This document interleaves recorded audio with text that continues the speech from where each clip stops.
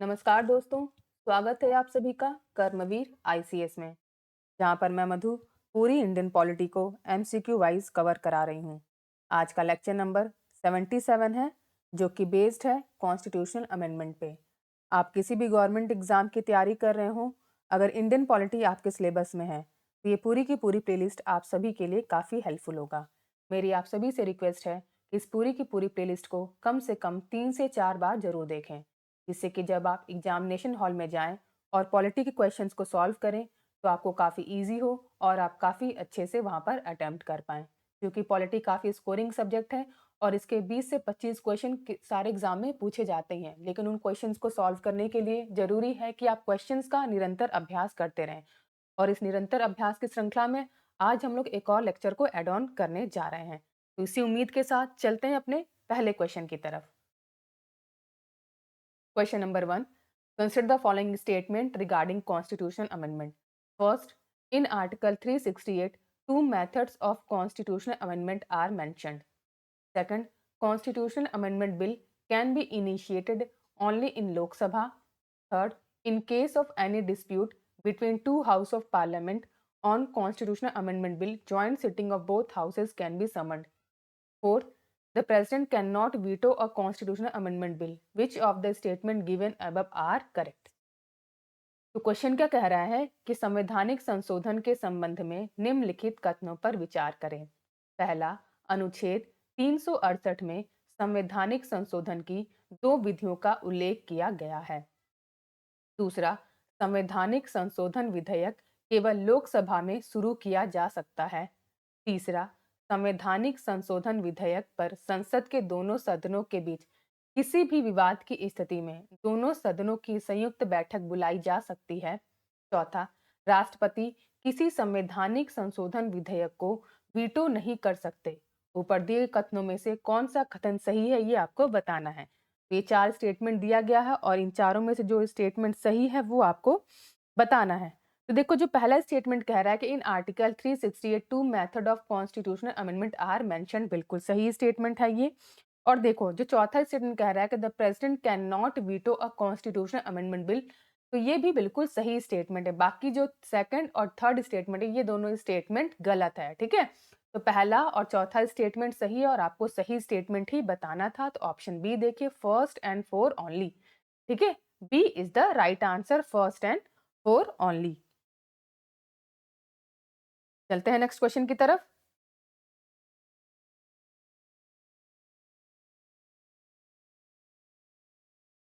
Question number 2, when was the first bill for the amendment of the Indian constitution presented? भारतीय संविधान में संशोधन के लिए पहला विधेयक कब प्रस्तुत किया गया था? आपके ऑप्शन है ए 1950, बी 1951, सी 1955, डी 1958। तो दूसरे क्वेश्चन का आंसर क्या हो जाएगा? Option B 1951। चलते हैं नेक्स्ट क्वेश्चन की तरफ। Question number 3, in the event of the upper house rejecting a constitutional amendment bill passed by the lower house, निचले सदन द्वारा पारित संवैधानिक संशोधन विधेयक को उच्च सदन द्वारा अस्वीकार करने की स्थिति में A the bill will have to be dropped, विधेयक को छोड़ना होगा।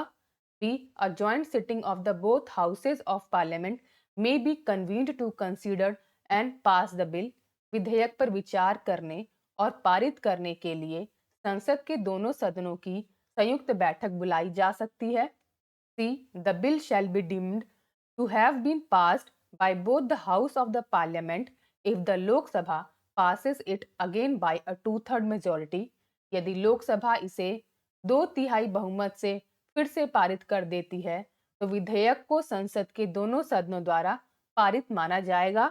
D the bill shall be deemed to have been passed by both the House of the Parliament despite the disapproval of the bill by the upper house, उच्च सदन द्वारा विधेयक की अस्वीकृति के बावजूद विधेयक को संसद के दोनों सदनों द्वारा पारित माना जाएगा।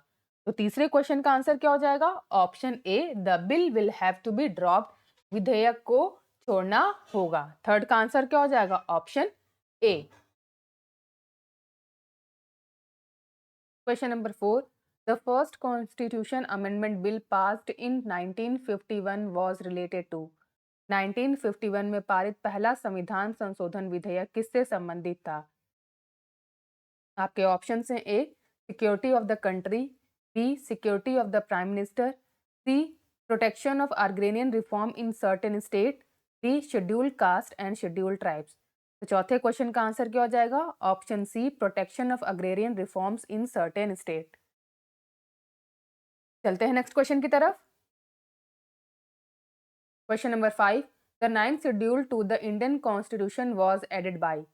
भारतीय संविधान में 9वीं अनुसूची किसके द्वारा जोड़ी गई थी? आपके ऑप्शन हैं A first amendment, B 8th amendment, C 9th amendment, D 42nd amendment. इसका आंसर क्या हो जाएगा? Option A first amendment. चलते हैं नेक्स्ट क्वेश्चन की तरफ। Question number 6, the 93rd constitution amendment bill deals with the 93वां संविधान संशोधन विधेयक किससे संबंधित है? आपके ऑप्शन हैं A continuation of reservation for backward classes in government job, B free and compulsory education for all children between the age of 6 and 14, C reservation of 30% post for women in government recruitment, D allocation of more numbers of parliamentary seats for recently formed state. इसका answer क्या हो जाएगा? Option B free and compulsory education for all children between the age of 6 and 14।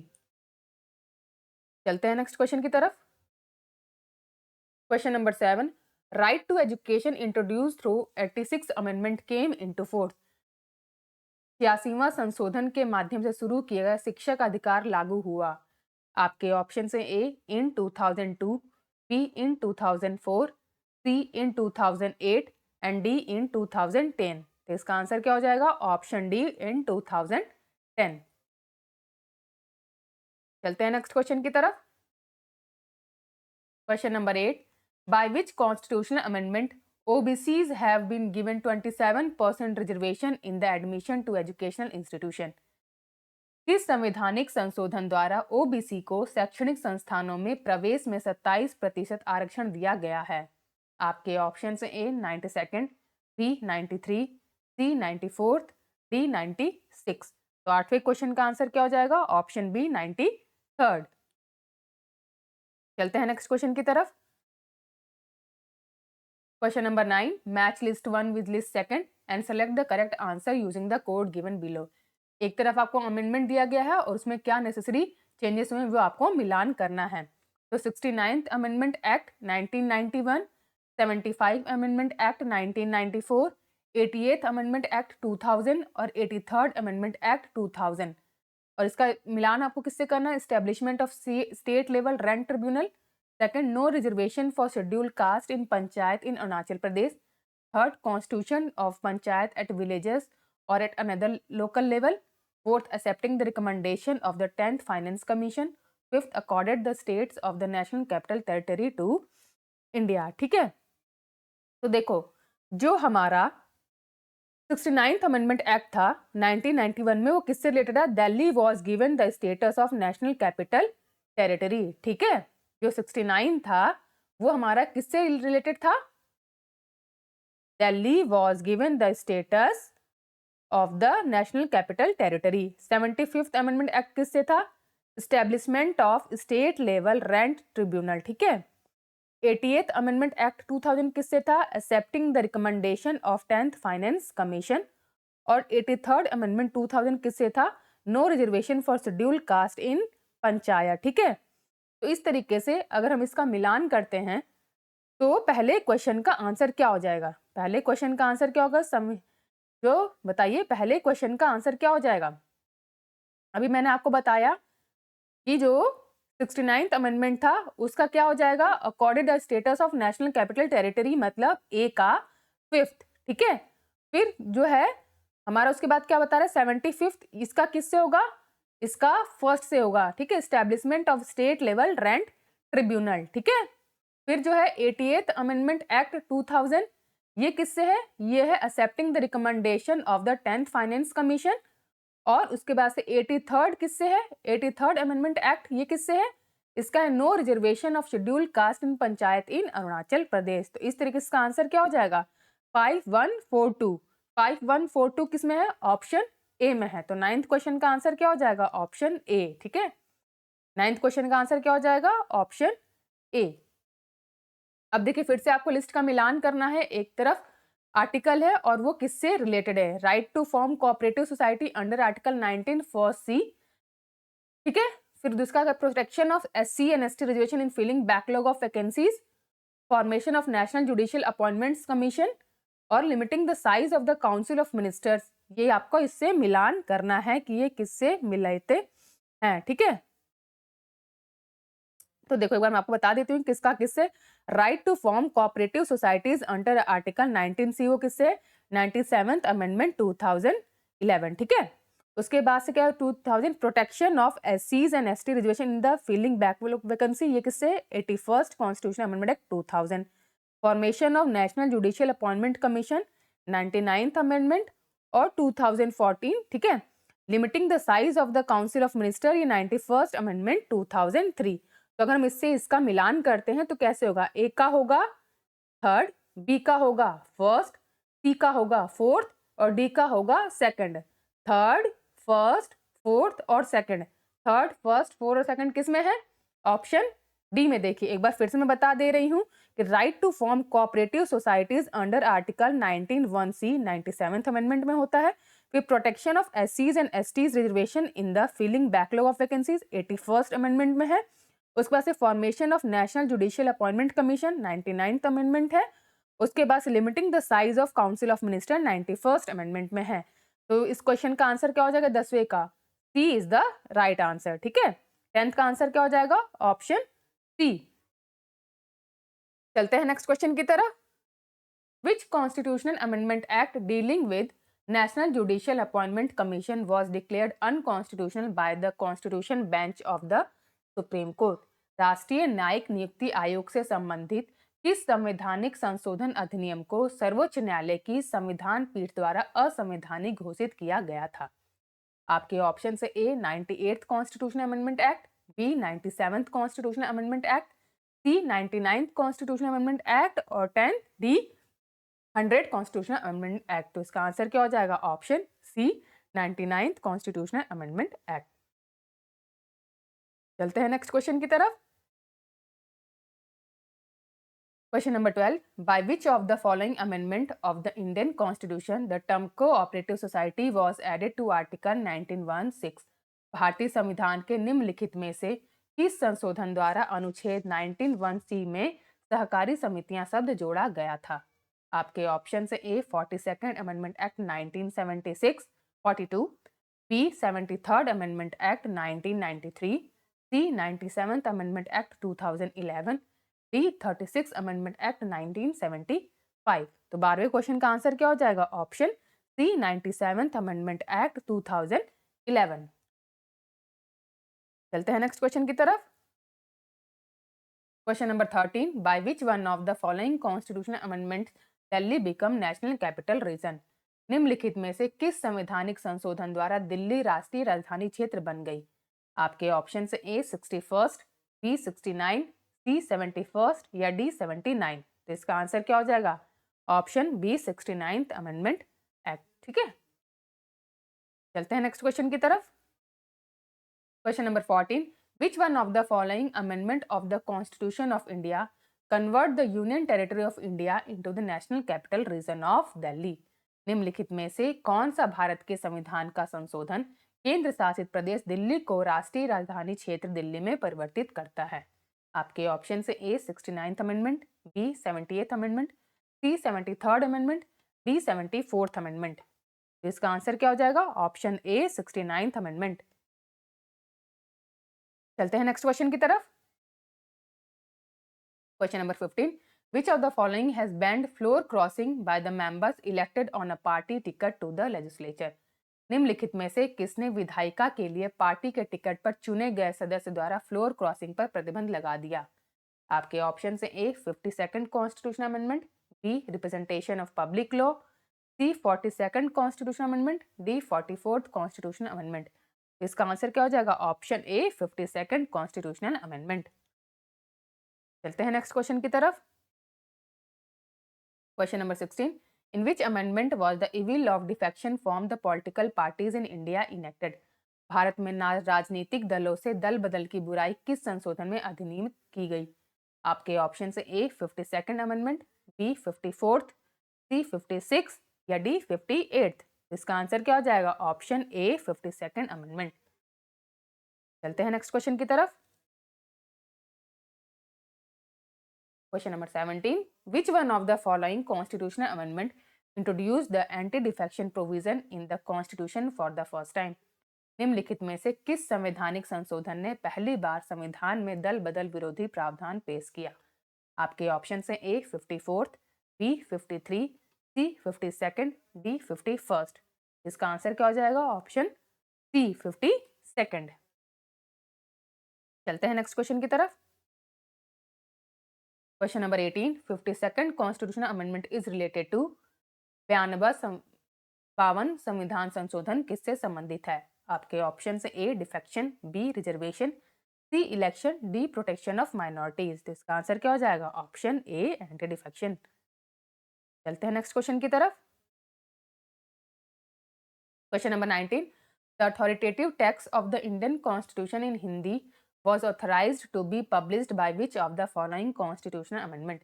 निम्नलिखित में से किस संवैधानिक संशोधन द्वारा हिंदी में भारतीय संविधान के आधिकारिक पाठ को प्रकाशित करने के लिए अधिकृत किया गया था?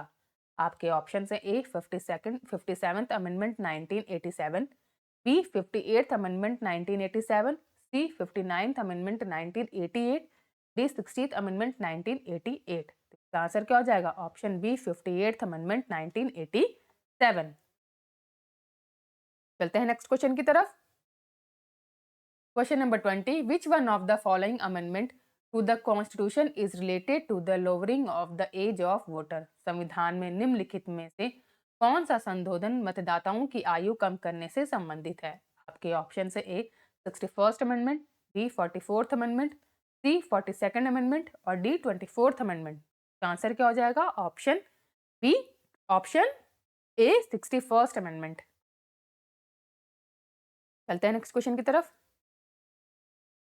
Question number 21, which constitutional amendment act reduce the voting age from 21 year to 18 year?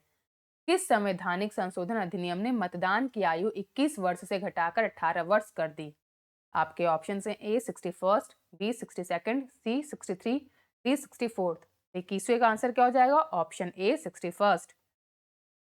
चलते हैं नेक्स्ट क्वेश्चन की तरफ।